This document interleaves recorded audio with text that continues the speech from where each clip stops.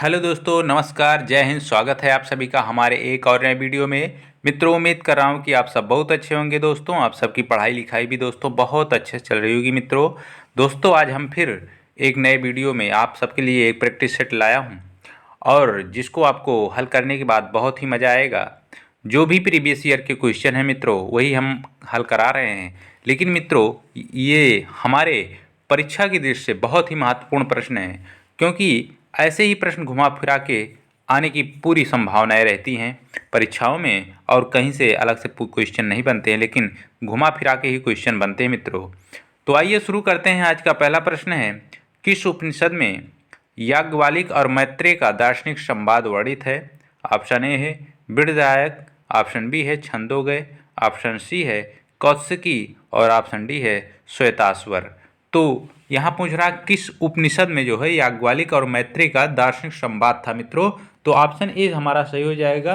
बृहदारण्यक उपनिषद जो है, इसी में याज्ञवल्क्य और मैत्रेय का दार्शनिक संवाद था। याज्ञवल्क्य की ये पत्नी थी मित्रों, ये मैत्रेय जो है याज्ञवल्क्य की क्या थी, ये पत्नी थी। ठीक है, आप लोग इसको भी याद रखेंगे। दोनों के बीच यहाँ संवाद होता था, हुआ। ठीक है, और किस उपनिषद में? बृहदारण्यक उपनिषद में हमें इसका उल्लेख मिलता है। ठीक है, अगला प्रश्न देखते हैं हम लोग। लिखा है, अध्यात्म ज्ञान के विषय में नचिकेता और यम का संवाद किस उपनिषद में प्राप्त होता है?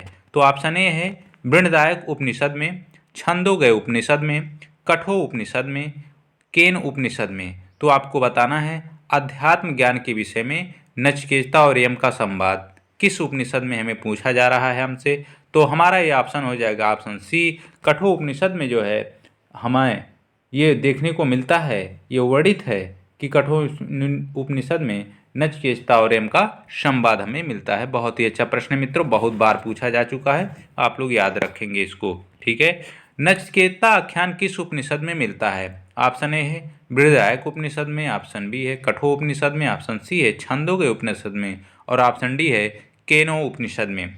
तो इसमें ऑप्शन बी सही हो जाएगा। अभी हम लोगों ने पढ़ा कि नचिकेता और यम का जो संवाद मिलता है वो किस उपनिषद में? तो कठोर उपनिषद में मिलता है।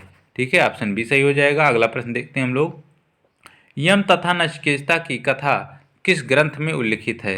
मुंडकोपनिषद में, बृहदारण्यक उपनिषद में, कठोर उपनिषद में, तैत्तिरीय उपनिषद में। मित्रों, ये दो बार क्वेश्चन रिपीट हो चुका है। कठोर उपनिषद में ये यम और नचिकेता की जो है कथा का हमें वर्णन मिलता है। ठीक, अगला प्रश्न देखते हैं हम लोग। लिखा है, ऋग्वेद के किस देवता को असुर उपाधि दी गई थी? तो असुर उपाधि किस देवता को दी गई थी? यहाँ हमें बताना है कि असुर जो उपाधि थी वो किस देवता को दी गई थी। इंद्र को, वरुण को, अग्नि को, रुद्र को।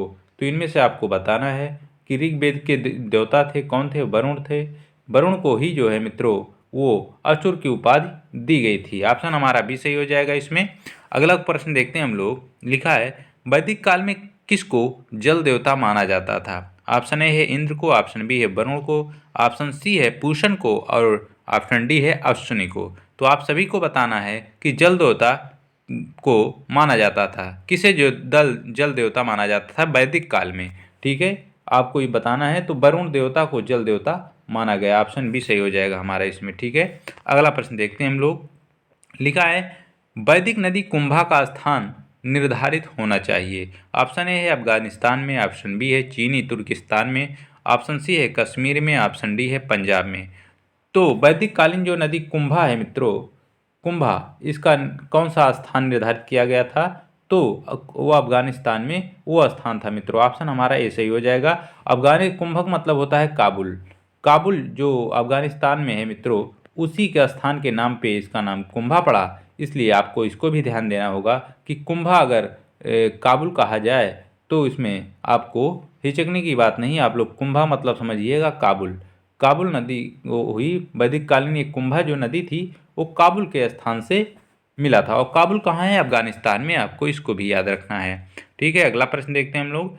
सतलज नदी का प्राचीनतम नाम क्या है? ऑप्शन ए है बितस्ता, ऑप्शन सी है सतुद्री, ऑप्शन सी है बिपाशा, ऑप्शन डी है अस्किनी। तो सतलज नदी का जो प्राचीनतम नाम है मित्रों, यहाँ सतलज नदी, बहुत ही इंपॉर्टेंट प्रश्न है मित्रों, प्राचीन नाम पूछ रहा है तो इसका प्राचीन नाम जो हो जाएगा वो शतुद्री हो जाएगा मित्रों। ऑप्शन हमारा बी सही है। इसमें सतलज नदी का जो प्राचीनतम नाम क्या था, शतुद्री है।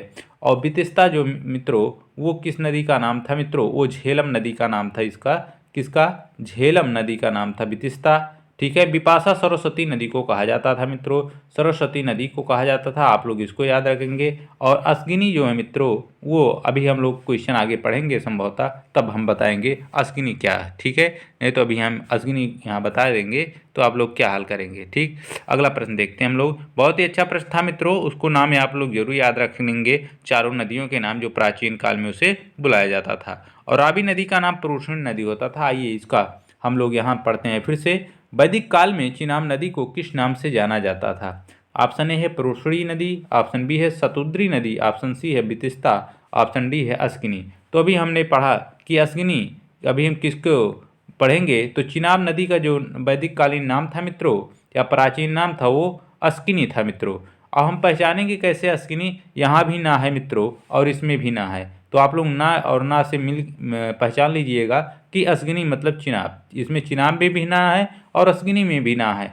अभी और शतुद्री नदी किसे कहा जाता था, तो अभी हम लोगों ने पढ़ा कि सतलज नदी को कहा जाता था मित्रों। ठीक है, आप लोग इसको याद रखेंगे। परुषणी नदी जो है वो रावी नदी को प्राचीन नाम है, रावी नदी का प्राचीन नाम परुषणी है। और बितिस्ता जिसको हमने अभी बताया था कि झेलम नदी का ये प्राचीनतम नाम है बितिस्ता। ठीक है, आप लोग इसको याद रखेंगे। ठीक, बहुत बार पूछा जा चुका है मित्रों अलग अलग तरीके से क्वेश्चन। यहाँ हम लोगों ने 2 क्वेश्चन पढ़ा कि सतलज और चिनाब नदी के प्राचीन नाम के बारे में पूछा है। आप लोग 2-3 नाम और जितना हमने बताया उसको याद कर लीजिएगा, क्वेश्चन आसान हो जाएगा आपको। ठीक है, अगला प्रश्न देखते हैं हम लोग। निम्नलिखित में से कौन पूर्व वैदिक काल में विनिमय का लोकप्रिय माध्यम था? ऑप्शन ए है सोने का टुकड़ा, ऑप्शन बी है चांदी का टुकड़ा, ऑप्शन सी है सिक्का और ऑप्शन डी है गाय। तो पूर्व वैदिक काल में जो विनिमय का सबसे लोकप्रिय माध्यम था मित्रों, मतलब विनिमय मतलब लेन देन, विनिमय मतलब होता है लेन देन, लेन देन का जो सबसे मुख्य वो लोकप्रिय साधन था या माध्यम था वो थी गाय। गाय को ही लेन देन का साधन माना जाता था मित्रों। ठीक है, ऑप्शन हमारा डी सही हो जाएगा इसमें, आप लोग इसको याद रखेंगे। अगला प्रश्न देखते हैं हम लोग। लिखा है निष्क, निष्क निम्नलिखित में से किस काल में विनिमय के एक माध्यम के रूप में प्रयुक्त होता था? ऑप्शन ए है वैदिक काल में, ऑप्शन बी है मौर्य काल में, ऑप्शन सी है गुप्त काल में, ऑप्शन डी है संगम काल में। तो हमारा इसमें जो ऑप्शन सी ए सही हो जाएगा मित्रों। वैदिक काल में निष्क, निष्क जो है वो एक प्रकार का गले में पहने जाने वाला जो है मित्रों वो हार था। क्या था? गले में पहने जाने वाला एक प्रकार का हार था, निष्क उसे बोला जाता था। उसे जो है लेन देन के माध्यम से वो प्रयुक्त किया जाता था। ठीक है, और ये वैदिक कालीन है। ठीक, अगला प्रश्न देखते हैं हम लोग। वैदिक एक परंपरा में होता का संबंध था। अभी हम लोगों ने कल भी पढ़ा था मित्रों, कल के जो प्रैक्टिस सेट मैंने कराया था उसमें होता को बताया था कि क्या होता होता है, और उसमें सुमेलित करने वाला संभवतः वो प्रश्न था मित्रों। और मैंने कहा भी था कि ऑनलाइनर का क्वेश्चन करके पूछा जा सकता है, और वो बहुत ही इंपॉर्टेंट क्वेश्चन थे मित्रों। और जो भी सुमेलित करने वाले होते हैं तो उसमें से एक क्वेश्चन इसमें आ भी गया है। वैदिक यज्ञ परंपरा में होता का संबंध होता है। जो यज्ञ परंपरा संपन्न कराते थे मित्रों वैदिक काल में उन्हें होता कहा जाता था, लेकिन उसे किस वेद के लिए था? ऋग्वेद से कि यजुर्वेद से संबंध था कि सामवेद से संबंध था कि अथर्ववेद से संबंध था? तो होता जो होते थे मित्रों वो ऋग्वेद के यज्ञ परंपरा से संबंधित थे, ऋग्वेद से। ठीक है, ऑप्शन ए सही हो जाएगा इसमें, आप लोग इसको भी याद रखेंगे। अगला प्रश्न देखते हैं हम लोग। बाल्यखिल का संबंध किस वेद से है? बाल्यखिल का संबंध मित्रों आपको बताना है कि बाल्यखिल का संबंध किस वेद से है, ऋग्वेद से है कि सामवेद से है कि यजुर्वेद से है कि अथर्ववेद से है? बाल्यखिल में मित्रों जो है ये 11 सूत्र का उल्लेख या 11 सूक्तों का उल्लेख यहाँ मिलता है मित्रों। बाल्यखिल जो है वेद में ये मिलता है, बाल्यखिल 11 सूक्त मिलते हैं इसमें। और ये ऋग्वेद का इस बाल्यखिल का संबंध किससे है? ऋग्वेद से संबंध है। ऑप्शन हमारा ये सही हो जाएगा इसमें। ठीक है, ऑप्शन हमारा ए सही हो जाएगा इसमें। ठीक है, आप लोग इसको भी याद रखेंगे। अगला प्रश्न है 4 वर्णों का उल्लेख प्रथम बार हुआ है। ऑप्शन ए है ऋग्वेद के प्रथम मंडल में, ऑप्शन बी है ऋग्वेद के द्वितीय मंडल में, ऑप्शन सी है ऋग्वेद के 9वें मंडल में, ऑप्शन डी है ऋग्वेद के 10वें मंडल में। तो 4 वर्णों का जो प्रथम बार उल्लेख हुआ है मित्रों वो ऋग्वेद के 10वें मंडल में हुआ है। ऑप्शन हमारा डी सही हो जाएगा। बहुत ही अच्छा प्रश्न है मित्रों, आप लोग इसको याद जरूर रखेंगे। अगला प्रश्न है, पुरुष सूक्त भाग है महाभारत का, भगवत गीता का, ऋग्वेद का, अथर्ववेद का। तो पुरुष सूक्त जो भाग है मित्रों वो ऋग्वेद का 10वें मंडल में ये पुरुष सूक्त मिलता है। आप लोग इसको भी याद रखेंगे। और इसी पुरुष सूक्त में ही 4 वर्णों का जो है व्याख्या किया गया है, वर्णन किया गया है मित्रों। आप लोग इसको याद रखेंगे, बहुत ही इंपॉर्टेंट क्वेश्चन है मित्रों।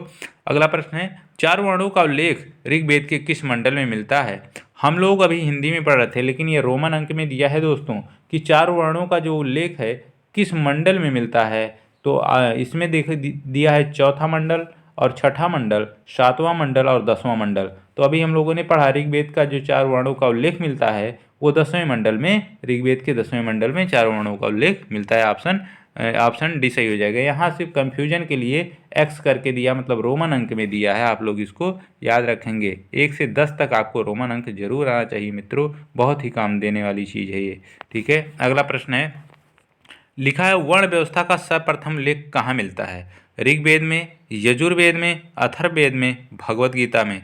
तो वर्ण व्यवस्था का जो सर्वप्रथम उल्लेख मिलता है मित्रों, सर्वप्रथम उल्लेख वर्ण व्यवस्था का तो ऋग्वेद में हमें देखने को मिलता है। ऋग्वेद के किस मंडल में, 10वें मंडल में हमें देखने को मिलता है। आप लोग इसको भी याद रखेंगे। ठीक, अगला प्रश्न देखते हैं हम लोग, ऋग्वेद के किस मंडल में चातुर्य वर्ण की अवधारणा प्राप्त हुई है। यहाँ देखिए मित्रों, सिर्फ शब्द को बदल रहा है, चातुर्वर्ण का एक ही प्रश्न है मित्रों, लेकिन घुमा घुमा के शब्द को बदल बदल के एक ही प्रश्न को कई बार पूछा जा सकता है मित्रों। आप लोग जरूर याद रखेंगे इसको। प्रथम, 5वें, 9वें, 10वें। तो इसमें हम लोगों ने अभी पढ़ा कि किस मंडल में चतुर्वर्ण या 4 वर्णों की बात हुई थी, तो 10वें मंडल में बात हुई थी मित्रों। ठीक है, आप लोग जरूर याद रखेंगे इसको। अगला प्रश्न है, सबसे पहले 4 आश्रमों का वर्णन आया है वह उपनिषद है। ऑप्शन ए है ईश, ऑप्शन बी है छंदोगय, ऑप्शन सी है बृहदारण्यक और ऑप्शन डी है जाबालोपनिषद में। तो सबसे पहले 4 आश्रम यहाँ पूछ रहा है। यहाँ 4 वर्णन की बात नहीं हो रही मित्रों, आश्रम की बात हो रही है। तो 4 आश्रम जो है सबसे पहले जाबालोपनिषद में हमें वर्णन देखने को मिलता है। ठीक है, ऑप्शन डी सही हो जाएगा। बहुत ही अच्छा प्रश्न है मित्रों, बहुत बार पूछा जा चुका है। अगला प्रश्न देखते हैं हम लोग, किस उपनिषद में 4 आश्रमों को सर्वप्रथम उल्लेख मिला है। वही प्रश्न है मित्रों, जाबालो उपनिषद में सर्वप्रथम उल्लेख मिलता है मित्रों। ठीक है, आप लोग इसको याद रखेंगे। अगला प्रश्न देखते हैं हम लोग, पूर्व वैदिक आर्यों का मुख्य व्यवसाय था, व्यापार था, वाणिज्य था, कृषि था, पशुपालन था। तो पूर्व वैदिक जो आर्यों का मुख्य व्यवसाय था मित्रों, क्योंकि वो अस्थायी जीवन तो था नहीं उनका। ठीक है, इधर उधर जो है प्रारंभिक जो आर्य थे उनका अस्थायी जीवन नहीं था, इसलिए जो है उनका मुख्य व्यवसाय जो था वो पशुपालन था मित्रों। वो कृषि नहीं करते थे उस समय। ठीक है, उनका मुख्य व्यवसाय क्या था, पशुपालन था दोस्तों। ठीक, बस मित्रों आज के लिए इतना ही प्रश्न था। उम्मीद कर रहा हूँ कि आप सबको ये प्रैक्टिस सेट बहुत ही अच्छा लग रहा होगा। अगर अच्छा लग रहा है मित्रों तो आप लोग हमारे चैनल को सब्सक्राइब करें और शेयर करें। ठीक है, मिलते हैं किसी और नए दिन और किसी और नए टॉपिक के साथ। तब तक आप सभी को नमस्कार, जय हिंद।